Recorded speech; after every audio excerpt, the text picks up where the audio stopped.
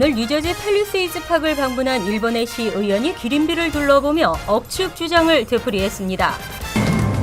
조규영 재외동포재단 이사장이 뉴욕을 방문해 한인단체들과의 만남을 가졌습니다.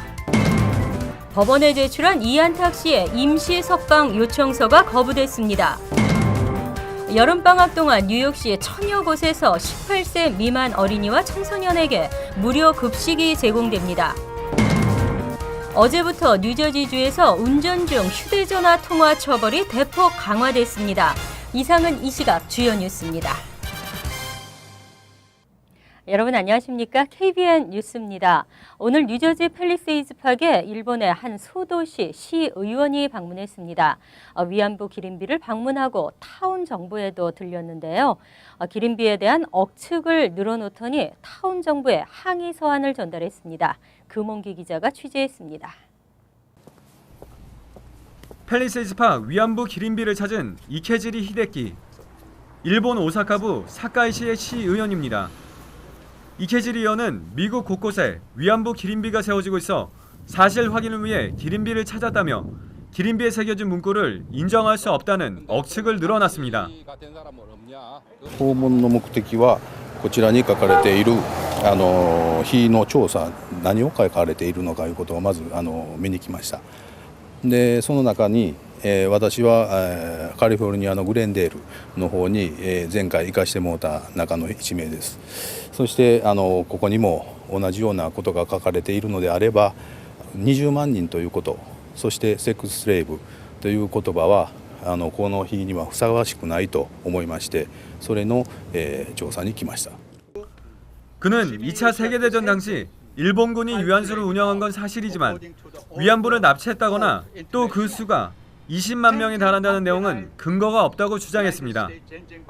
최근 이슈가 되고 있는 고노다마도 부정했습니다. 제1차 아베 내각에서 가기 결정을 통해 위안부 강제 연행의 증거가 없다는 결론을 내렸다는 말만 되풀이했습니다. その政府でやったことがどうかっていうのがよく言われるのが河野談話言われてますけども、河野談話が出された以降に、第一次安倍内閣の時にそれは否定してます。それは閣議決定で決定されたことであります。 기린비를 둘러본 이케지리 시의원은 팰리세이즈 팍 타운홀로 자리를 옮겨 항의 서한을 전달했습니다.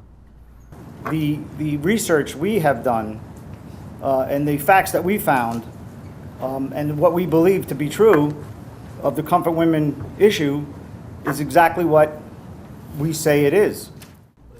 제임스 로툰도 시장은 팰리세이즈 팍 위안부 기린비는 자라나는 후손들에게 역사적인 교훈을 알려주는 교육적인 효과를 위해 꼭 필요하다며 일본의 주장을 일축했습니다.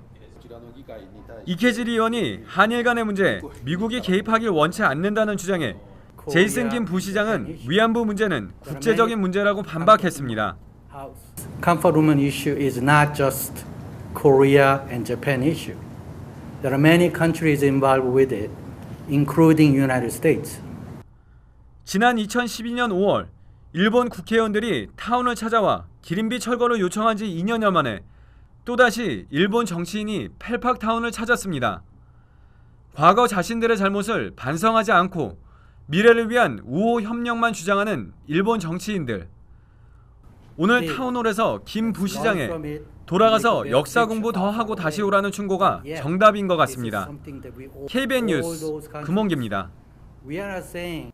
조규형 재외동포재단 이사장이 취임 후 두 번째로 뉴욕을 방문했습니다. 조 이사장은 한인단체들과의 만남에서 동포사회 현황을 듣고 적극적인 지원을 약속했습니다. 주성은 기자가 보도합니다. 지난해 제7대 재외동포재단 이사장으로 취임한 조규영 재외동포재단 이사장. 지난 1월 방문에 이어 두 번째로 뉴욕 뉴저지 한인사회를 찾았습니다. 한인단체와의 만남을 통해 한인사회 현황을 파악하고 의견을 청취하기 위해서입니다. 특히 이번 방문엔 한인 동포들이 결속력을 다지고 정체성을 유지하는 데 큰 역할을 하고 있는 한글학교와 한인회 현황 파악에 중점을 뒀습니다. 네, 이번 미국은 미국에 있는 한글학교 운영 실태에 대해서 좀 파악을 하고, 그리고 각지에 있는 한인회 그리고 코리안 커뮤니티 센터들을 좀 방문해서 현재 실상도 좀 파악을 하고, 또 정부하고 좀 협력해서 어떤 사업을 할 수 있는지 등 여러 가지 그 이슈에 대해서 좀 논의하고자 해서 오게 되었습니다. 뉴저지 잉그루드의 KCC 한인 동포회관을 찾은 조 이사장은 한인 동포회관의 역할과 건설 중인 새 회관의 필요성에 대해 설명들은 뒤 한국 정부도 관심을 갖고 있는 사안인 만큼 재정 지원을 적극 검토하겠다고 답했습니다. 코리안 커뮤니티 센터를 건설하는데 우리 정부로서도 굉장한 관심을 가지고 있습니다. 이번 그 뉴저지 코리안 커뮤니티 센터의 건설 계획에 대해서 지금 잘 이해를 했고, 그래서 귀국하는 대로 정부 차원에서 도울 일이 어떤 방법이 있고 하는 것에 대해서 좀 진지하게 검토를 할 생각입니다. 조 이사장은 오늘 워싱턴 DC로 떠나 동포단체 간담회에 참석한 뒤 제32회 재미한국학교 협의회 학술 대회가 있는 인디애나폴리스로 내일 떠납니다. KBN 뉴스 주성훈입니다. 이안탁 씨의 한 맺힌 절규가 또다시 거부됐습니다. 23년째 수감 중인 이안탁 씨의 임시 석방이 불어됐습니다. 연방법원은 지난 30일 이안탁 씨 요청을 면밀히 검토한 결과 이 씨의 석방 요청을 거부하기로 했다고 밝혔습니다. 이에 앞선 지난 27일 이 씨의 변호인 피터 골드버거 변호사는 최근 증거 심리를 열었던 마틴 칼슨 심리 판사가 이 씨의 석방을 요청하는 권고문을 발표한 사실을 근거로 임시 석방 요청서를 법원에 제출한 바 있습니다. 당시 골드버거 변호사는 총 45페이지에 달하는 권고문의 주요 내용을 요약하면서 이 씨가 무죄일 수밖에 없는 이유를 지적했습니다. 또한 최근 검찰이 권고문에 반발해 이의문을 제기한 사실을 명시하고 이 또한 납득할 만한 결론에 이르지 못했기 때문에 무시돼야 한다고 주장했습니다. 골드버거 변호사는 이어 이 씨는 재판 초기 $50,000의 보석이 책정된 바 있다며 살인 혐의로 체포된 용의자에게 보석이 책정되는 경우는 드문 일로 당시 이 씨가 수사에 적극 협조하고 도주의 의지가 없었기에 허용된 것으로 이 씨에게는 보석 또는 권고문대로 조속히 석방돼야 한다고 요청했습니다. 하지만 법원은 이 같은 골드버거 변호사의 주장을 받아들이지 않았습니다. 이에 따라 이 씨는 계속 수감 상태로 최종 판결을 기다리게 됐습니다. 한편 이 씨의 다음 심리 날짜는 아직 정해지지 않았습니다. 한국인 전용 전문직 취업비자 법안 통과를 촉구하는 전국 서명 운동이 한창입니다.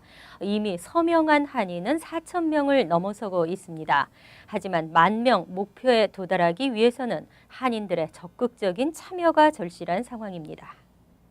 시민참여센터에 따르면 어제까지 한국인 전용 전문직 취업비자 법안 통과에 서명한 사람은 4,100명에 이르는 것으로 알려졌습니다. 또 이 법안을 지지하는 연방 하원 의원도 89명으로 늘었습니다. 뉴욕주의 경우 1,556명이 서명함으로써 전국에서 가장 많은 서명이 모아졌으나 뉴저지주는 400여 명인 것으로 나타났습니다. 김동찬 시민참여센터 대표는 뉴욕은 류재봉 퀸즈 한인 회장이 직접 각 한인 단체 등을 찾아다니며 참여를 호소하고 있다며 하지만 뉴저지는 자발적으로 활동하는 봉사자가 없다고 말했습니다. 전국에서 가장 많은 한인이 몰려있는 캘리포니아도 상황은 마찬가지입니다. 이 지역 서명은 고작 188명입니다. 김 대표는 LA 등 캘리포니아 지역 한인 사회에도 서명 운동에 적극적으로 참여해 줄 것을 요청했으나 아직 답변을 받지 못하고 있다고 전했습니다. 한편 시민참여센터는 오는 29일부터 31일까지 워싱턴 DC에서 이 법안에 대한 로비 활동을 전개할 방침입니다. 그리고 이를 위해 현재 10,000명 서명 목표를 세우고 있습니다. 일하는 부모님들 여름방학 동안 집에 있는 아이들 걱정이 많습니다. 뉴욕시는 18세 미만 어린이와 청소년을 대상으로 여름방학 동안 아침과 점심 무료 급식을 실시합니다. 무료 급식은 소득 수준과 치료 신분에 상관없이 누구나에게 제공됩니다. 방학 기간 동안 학교가 문을 닫아도 뉴욕시 정부는 무료 급식 프로그램을 운영합니다. 여름방학 무료 급식은 저소득층 자녀들이 어렵지 않게 식사 문제를 해결할 수 있도록 하는 것이 목표입니다. 뉴욕시는 오는 8월 29일까지 공립학교와 공공도서관 그리고 수영장 등 1000여 곳에서 무료 급식을 제공합니다. 무료 급식은 18세 미만 어린이와 청소년을 대상으로 소득 수준이나 체류 신분과 상관없이 제공됩니다. 아침은 오전 8시부터 9시 15분까지, 점심은 오전 11시부터 오후 1시 15분까지입니다. 또 무료 급식 장소와 멀리 떨어져 있는 가정을 위해서는 급식 트럭도 운영됩니다. 급식 트럭은 현재 브롱스 오차드 비치, 플러싱 메인스트리트 도서관, 111스트리트 메도우파크 내 동물원 주차장, 코로나 루즈벨트 애비뉴 등에 배치되어 있습니다. 냉장 시설도 완비된 급식 트럭은 직접 어린 자녀가 있는 모든 가정에 무료로 음식을 제공합니다. 가까운 급식 장소를 찾으려면 311에 전화하거나 NYC 밀스라는 문자를 877-877로 보내면 됩니다. 18세 미만 모든 이민자들을 대상으로 하는 무료 급식은 신청서가 따로 필요하지 않습니다. 요일별 교대 주차 규정 완화에 제동이 걸렸습니다. 이 규정의 핵심은 거리 청소가 끝나면 금지 시간이 남아 있더라도 주차를 할 수 있도록 하는 방안입니다. 시의원 대부분과 시민들이 찬성하고 있지만 드블라지오 시장과 청소국은 반대하고 있습니다. 뉴욕시 의회에 상정된 요일별 교대 주차 규정 완화 조례안에 빌 드블라지오 시장과 청소국이 제동을 걸고 나섰습니다. 데니스 로드리게즈 시의원은 표지판에 명시된 주차 금지 시간이 남아있더라도 이미 청소차가 지나갔으면 차를 세울 수 있도록 하는 조례안을 지난 3월 상정했습니다. 조례안에는 또 운전석에 사람이 있을 경우 티켓을 발부할 수 없도록 하는 내용도 포함되어 있습니다. 그러나 시정부는 지난달 30일 시의회에 조례안 재검토를 요청했습니다. 청소국은 스쿨버스나 배달트럭이 거리를 막고 있으면 청소를 할 수가 없어 우선 지나간 뒤 다시 돌아와서 청소해야 하며 가을철 낙엽 청소는 2-3번 반복해야 한다고 항변했습니다. 또 티켓을 발부하는 요원들은 청소차가 지나갔는지 여부를 알 길도 없다는 것입니다. 하지만 대부분의 시의원들과 시민들은 규정 완화에 찬성하고 있습니다. 로드리게즈 의원은 이 규정으로 인해 중산층과 서민층이 특히 불편을 많이 겪는다고 강조했습니다. 만일 조례안이 통과될 경우 시정부의 주차 티켓 범칙금 수입이 대폭 줄어들 전망입니다. 지난해의 경우 이 규정으로 얻은 수입은 7천만 달러 이상이었으며 발부된 티켓은 120만 장 정도나 됩니다. 절대 해서는 안 되는 일, 운전 중 휴대폰 사용입니다. 운전 중 휴대폰을 만지는 것만으로도 경찰의 단속에 걸릴 수 있습니다. 특히 어제부터는 운전 중 통화를 하거나 문자 메시지를 보내는 행위에 대한 처벌이 크게 강화됐습니다. 어제부터 뉴저지주에서 운전 중 휴대전화 통화와 문자 메시지에 대한 처벌이 대폭 강화됐습니다. 지난해 주의회를 통과한 법에 따라 첫 적발 시 200에서 400달러, 두 번째 적발 시 400에서 600달러의 범칙금이 부과됩니다. 3회 이상 적발되면 600에서 800달러의 범칙금과 함께 90일간의 면허정지와 벌점 3점의 처분이 내려질 수 있습니다. 종전에는 적발 횟수와 관계없이 100달러의 범칙금만이 부과됐었던 것과 비교하면 처벌이 크게 강화돼 운전자들은 주의해야겠습니다. 주정부는 지난 2003년부터 2012년까지 뉴저지주에서 휴대전화 사용 등 운전 중 부주의로 인해 발생한 교통사고 사망자가 1,600명이 넘는다며 운전 중 휴대전화 사용을 절대 해서는 안 된다고 강조했습니다. 한편 이번 주말 독립기념일 휴일을 앞두고도 뉴저지 전역 각종 교통 위반, 음주운전, 안전벨트 미착용 등 단속이 확대돼 운전자들의 주의가 요구됩니다. 담배 구입 연령을 21세로 올리는 법안이 뉴저지주 상원에서 통과됐습니다. 법안이 최종 통과되면 뉴저지주는 21세 미만의 담배 구입이 금지되는 전국 최초의 주가 될 전망입니다. 지난달 30일 뉴저지주 상원은 담배 구입 법적 연령을 현행 19세에서 21세로 올리는 법안을 본회의 표결에 붙여 찬성 23, 반대 10으로 통과시켰습니다. 리처드 코디 주 상원 의원 등이 상정한 이 법안은 일반 담배는 물론 전자담배 등도 21세 미만에게 판매할 수 없도록 규정하고 있습니다. 만약 이를 어기다 적발되면 최초 $500, 2회 이상은 $1,000의 벌금이 부과되고 담배 판매 라이센스도 정지, 취소될 수 있습니다. 연방정부 통계에 따르면 매일 700명의 어린아이들이 흡연자가 되고 있습니다. 어린 청소년들이 흡연자가 되는 것을 막기 위해서는 담배 구입 연령을 높여야 한다고 코디 의원은 설명했습니다. 하지만 뉴저지 주유소 편의점 연합 측은 연령 확인을 철저히 하지 못해 상인들이 처벌을 받는다면 이는 불공평하다며 반대하고 있습니다. 한편 뉴욕시는 담배 구입 가능 연령을 18세에서 21세로 올리는 조례안이 지난해 10월 시의회를 통과해 시행 중에 있습니다. 뉴욕주 서포 카운티에서도 내년 1월부터 담배 구입 가능 연령이 현 19세에서 21세로 상향 조정됩니다.